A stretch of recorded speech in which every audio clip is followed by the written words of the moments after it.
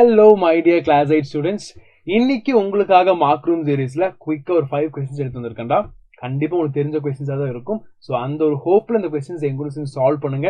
எவ்வளவு மார்க்ஸ் வரும்னு கண்டிப்பா கமெண்ட் பண்ணுங்க. பாத்துருவோமா? முதல் கேள்வி, the plants found in a particular area are known as.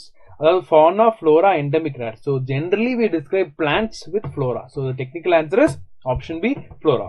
அடுத்து, deforestation means we know it very clearly, right? Check பண்ணி பாத்துருவோமா? Cleaning of forest, சத்தியமா இல்ல. To grow plants, சத்தியமா அதுவும் இல்ல. To look after plants, definitely no.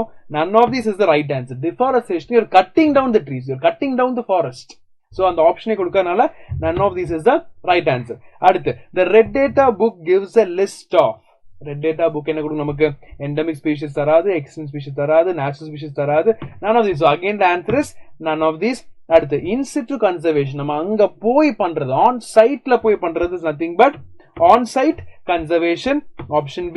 And Wildlife Protection Act was implemented, it's very easy, 1972 is the right answer. Check பண்ணி பாத்துருவோமா? 1972 is the right answer. Okay, so எவ்வளவு பேர் எவ்வளவு mark வாங்கிக்கின்னு கண்டிப்பா கமெண்ட் பண்ணுங்க. Stay tuned, all the very best.